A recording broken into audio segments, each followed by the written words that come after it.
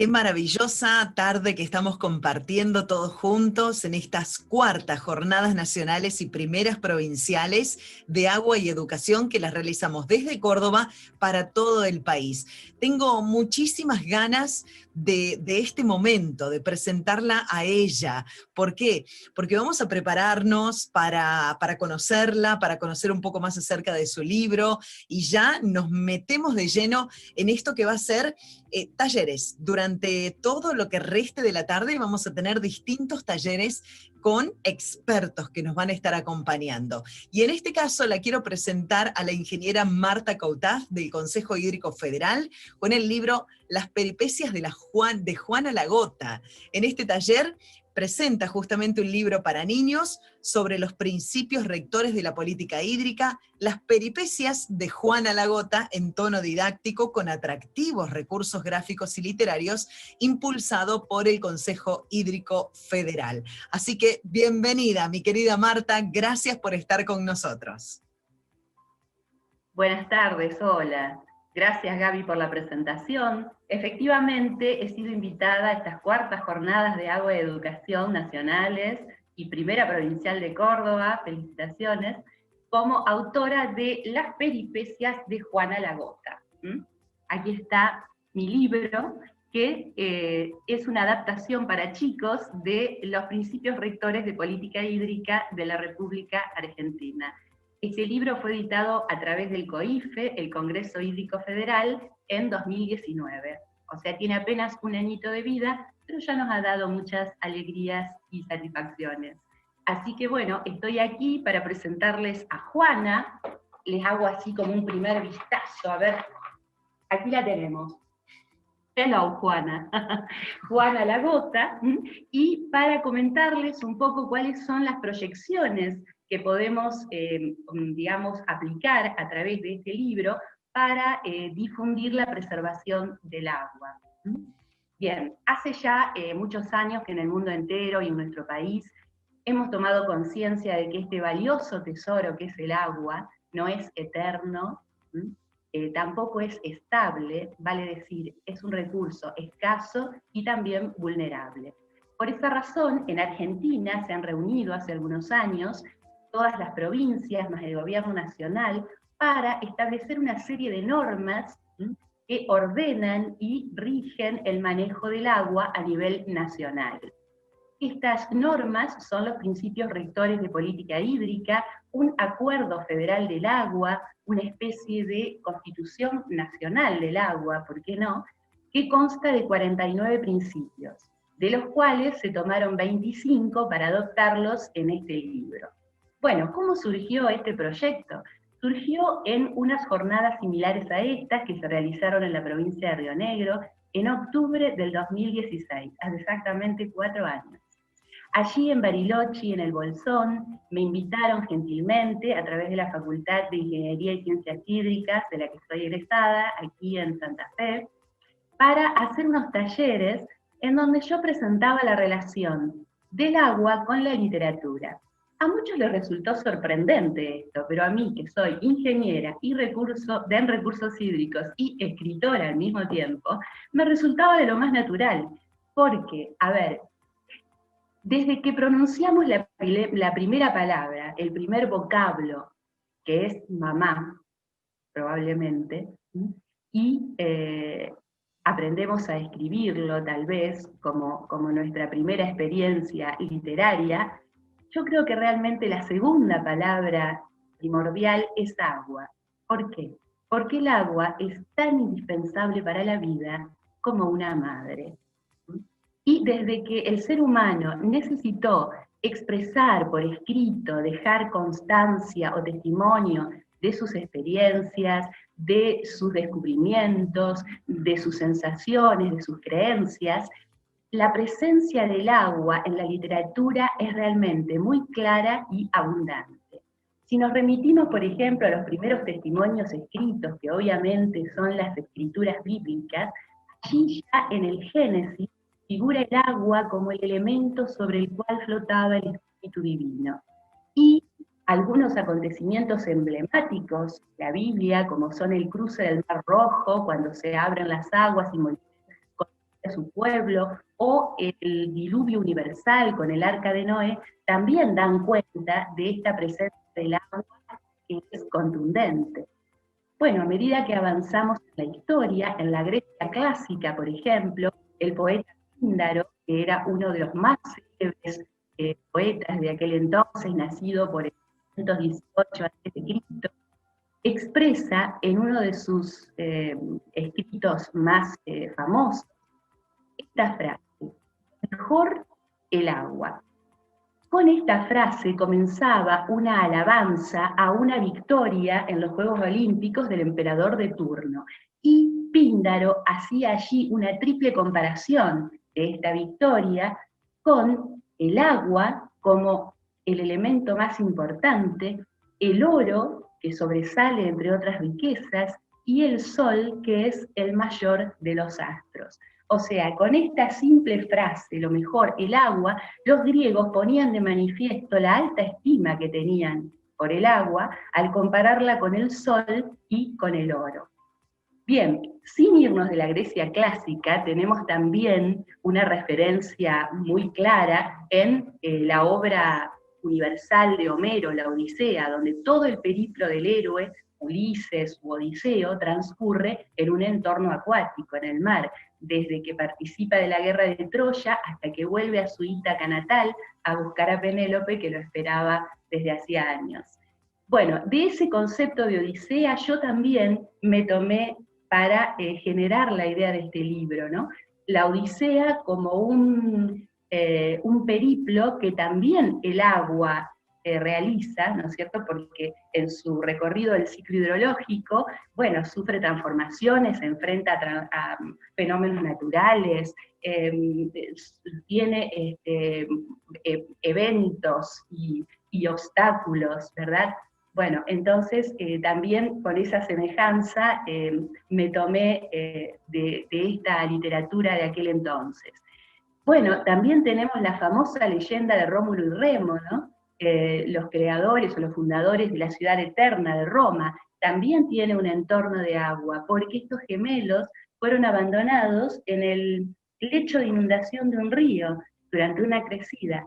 Cuando el agua bajó, cuentan que una loba los amamantó, los rescató un pastor, y con los años estos jóvenes crearon o fundaron la capital del mayor imperio de nuestra historia, la Roma eterna.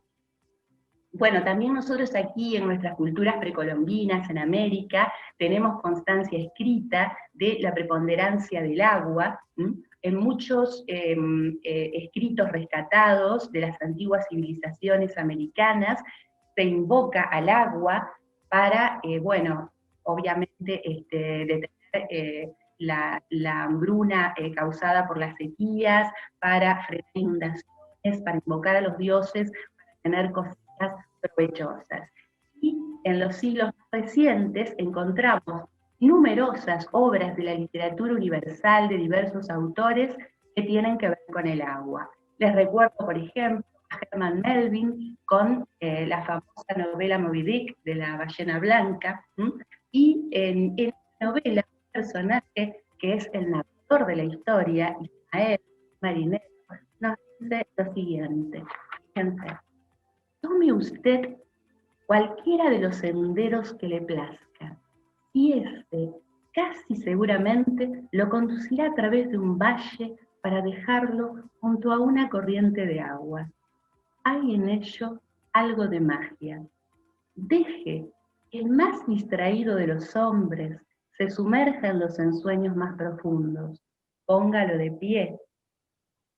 Dele impulso a sus piernas, y éstas lo conducirán infaliblemente hacia el agua. Bien, si seguimos en la máquina del tiempo, obviamente encontramos a Julio Verne con los 20.000 leguas de viaje submarino, y a Ernest Hemingway con su bellísima novela El viejo y el mar.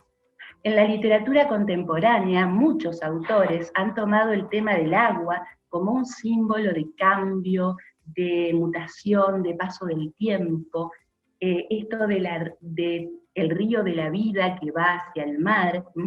Bueno, Jorge Luis Borges, por ejemplo, tiene poemas memorables en los que invoca este tema, arte poética. Mirar el río hecho de tiempo y agua, y recordar que el tiempo es otro río. Saber que nos perdemos como el río y que los rostros pasan como el agua. Una genialidad de Borges. Nuestro Julio Cortázar también tiene textos increíbles como El río, que es un cuento que se desarrolla en el Sena durante su estancia en París, Relato con fondo de agua, Peripecias del agua, que debo confesar que me inspiró el nombre de las peripecias de Juana la Gota. Gabriel García Márquez, en su novela El amor a los tiempos del cólera, incorpora también el río y un viaje en barco para dar marco a esta historia de amor desencontrado que él cuenta con magistral belleza. Y en la literatura infantil también encontramos el agua muchas veces como sinónimo de juego, origen de leyendas, bueno, territorio de monstruos, sirenas, piratas, islas desiertas, que nunca están desiertas, si no, no existiría historia. Y también para muchos chicos el agua es el mundo que los rodea, ¿no? Aquí donde yo estoy, en Santa Fe, en nuestro litoral, muchos conviven con el agua marrón del Paraná. Bueno, esto era el eje de aquella charla del agua en la literatura que sorprendió a muchos en aquellas jornadas de 2016, y entre ellos el ingeniero Daniel Petri, que preside la Comisión de Agua, Educación y Cultura del COIFE, y se interesó por este tema, y además, bueno, conocía antecedentes de que yo había hecho ya una adaptación de la Constitución de la provincia de Santa Fe para chicos, y una adaptación de unos 20 artículos de la Constitución Nacional, y me propone entonces hacer esta adaptación de los principios rectores de política hídrica. Y ahí nomás acepté el desafío. Bueno, ¿cómo lo encaré? Pensando que cada uno de nosotros somos una Juana, ¿no? Porque en realidad cada uno de nosotros somos como una gota de agua, ya que el 70% de nuestro organismo es agua, aunque a veces lo olvidamos, sobre todo cuando nos subimos a la balanza. Bueno, así nació Juana la Gota, que va recorriendo el ciclo hidrológico, y en este periplo va encontrando personajes que ahora vamos a ir reconociendo si me ayudan con las imágenes. Esta que estamos viendo ahí no es Juana, sino su gemela Dorita. Bueno, este personaje me ayudó a encarar, digamos, el costadito pedagógico de la cosa, porque es la que da las explicaciones teóricas. Tratando de usar un lenguaje sencillo. En estos principios rectores, obviamente, hay muchos términos técnicos, administrativos, muchas veces jurídicos o de economía, y aquí entonces aparece Dorita, que es la sabionda, la que se lee todo, la que sabe todo, y fue un elemento primordial para ayudarme en ese aspecto en este relato. Juana, por su parte, es la viajera, la aventurera, la que tiene una curiosidad insaciable. Y por eso, en este transcurso de su historia, de sus peripecias, va conociendo distintos personajes. Muchos de ellos son, como vemos aquí en la imagen, aves o animales de la fauna característica de distintas zonas de nuestro país. Obviamente traté que cada provincia estuviera de alguna manera representada en algún aspecto, ya sea su fauna, o sus oficios, o su geografía, para que todas estén presentes en esta historia. También está, bueno, otros personajes de la familia de Juana son la abuela Clara, que ya tiene varios ciclos hidrológicos encima, entonces tiene la experiencia de lo cotidiano, de lo sencillo. Bueno, y también eché mano en este hacer de algunos textos de estos autores que les he mencionado, ¿no? Figura un poemita de Borges, que es Nubes 2, que habla sobre las nubes, y bueno, lo utilizo en la parte en que Juana entra en condensación y forma las nubes. Federico García Lorca también, con una copita bellísima que nos remite a la circularidad del ciclo. Un poema bellísimo sobre los puentes de Elsa Bornemann, que bueno, nos recuerda que los puentes no solo son obras hidráulicas, sino también que unen personas, ¿verdad? Bien, ahí estamos viendo algunas imágenes de los dibujos. Las ilustraciones son bellísimas, generalmente a página entera, con una calidad excelente. Los ilustradores han sido Gisela Parano y Ariel Caroni, santafesinos, y el diseño editorial también muy elegante, con fondos de agua y tamaño de letra, y bueno, la secuencia gráfica espectacular de Marina Loseco, también de aquí de Santa Fe, un equipo joven que ha logrado un producto de excelente calidad. Bien, el Marta, trabajo es arduo. como para ir cerrando, me están preguntando en el chat dónde se puede comprar ese libro. Bueno, este libro no está a la venta, es un libro de distribución gratuita que obviamente se repartió, se distribuyó en su momento a través de los representantes del COIFE de cada provincia, pero tienen la posibilidad de ingresar a la página web de COIFE, donde está el formato digital del libro, ¿verdad? Ahí tienen todo el material. Bueno, lo que les quiero contar entonces, como esto de alguna manera también pensábamos que podía tener un costadito de taller, pero el soporte no permite que dispongamos de mucho tiempo, para aquellos que son docentes o guías de nuestros chicos, bueno, les cuento que el libro tiene una amplia gama de posibilidades para todo tipo de actividades, desde dibujo, investigación, hay adivinanzas, hay leyendas, hay cuentos. Esto es lo que estamos viendo, un cuento costumbrista de los esteros de Liberá. Se puede trabajar con música, tienen escenas que se pueden teatralizar incluso, y también ayuda al intercambio entre alumnos de distintas escuelas.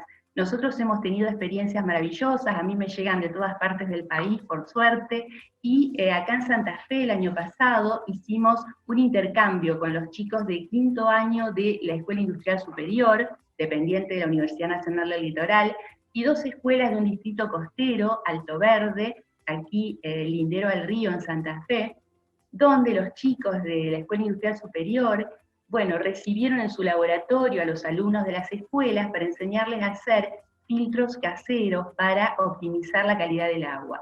Esto porque estos chicos muchas veces hacen excursiones a las islas con sus padres para pescar, para cazar, o bien el oficio de sus padres es pescador, y consumen agua de río, y esto provoca problemas de parasitosis. Entonces, en ese sentido fue muy útil el intercambio, y también hicimos talleres creativos, historietas para los más chicos. Los más chiquitos crearon personajes que intercambiaban opiniones y consejos sobre cómo preservar la calidad del agua, cómo cuidarla, cómo no malgastarla. Y también para los mayores hicimos una simulación de un canal de YouTube. O sea, Juana Lagota de pronto quiso ser youtuber, y entonces armamos un programa simulado, y los chicos hicieron un rap, que era la cortina musical del programa. Bueno, yo quisiera de todas maneras, para despedirme, leerles el texto que inspiró el título del libro, que es de Julio Cortázar, y que nos habla de los estados del agua y la humaniza. Basta conocerla un poco para comprender que el agua está cansada de ser un líquido. La prueba es que apenas se le presenta la oportunidad, se convierte en hielo o en vapor, pero tampoco eso la satisface. El vapor se pierde en absurdas divagaciones, y el hielo es torpe y tosco. Se planta donde puede, y en general solo sirve para dar vivacidad a los pingüinos y a los gin and tonic.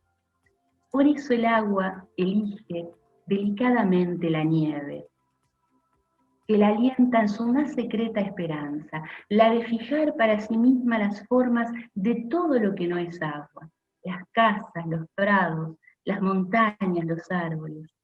Pienso que deberíamos ayudar a la nieve en su reiterada pero efímera batalla, y que para eso habría que escoger un árbol nevado, un negro esqueleto sobre cuyos brazos incontables baja a establecerse la blanca réplica perfecta.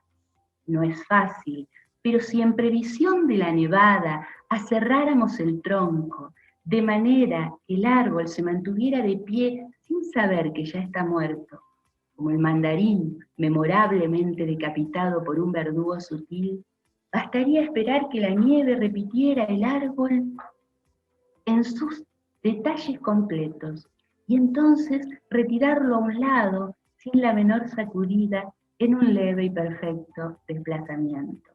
No creo que la gravedad deshiciera el albo castillo de naipes. Todo ocurriría como en una suspensión de lo vulgar y lo cotidiano.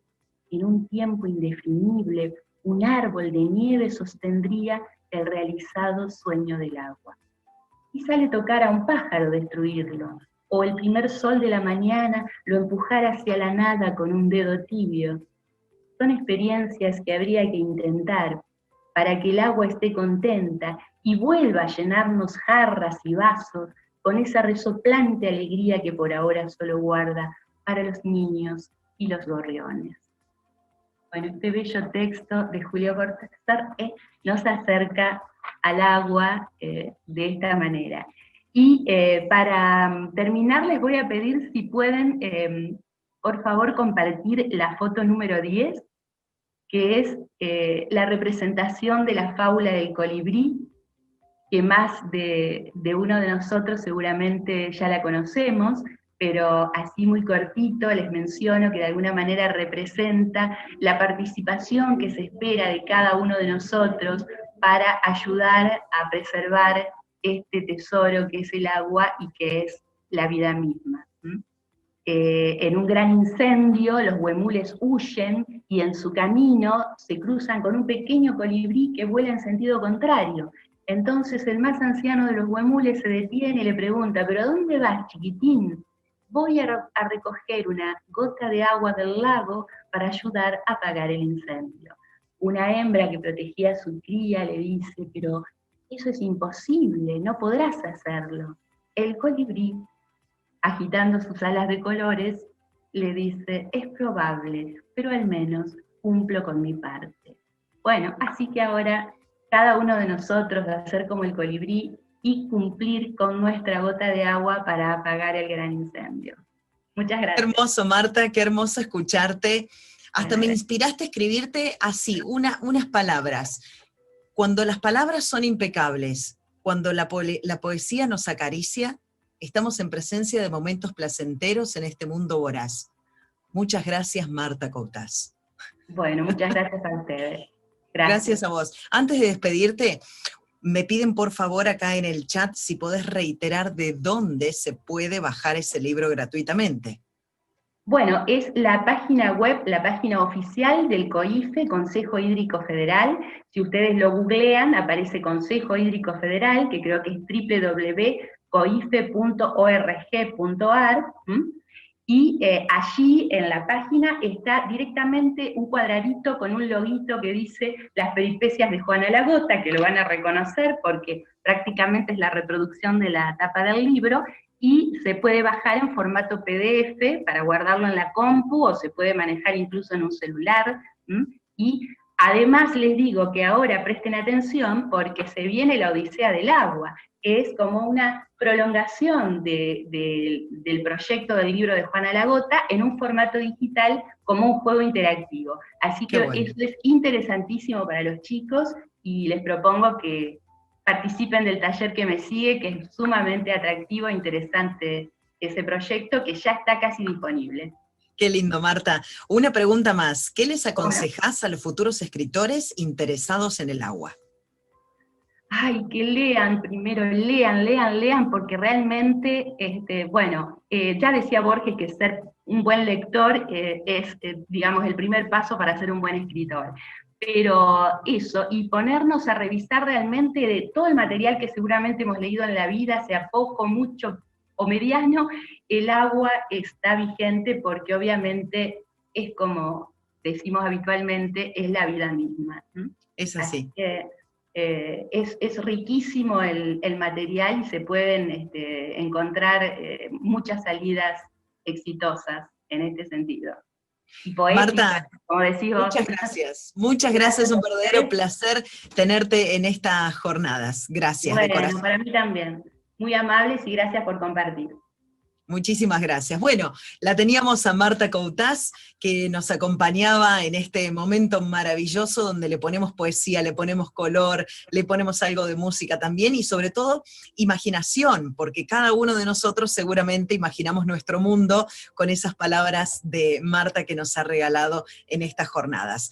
Vamos a preparar la sala porque ya venimos en minutos nada más con Natalia Vaz, Verónica Viduzzi y con Maximiliano Peraita, que van a estar con nosotros cerrando estas primeras jornadas. No te vayas.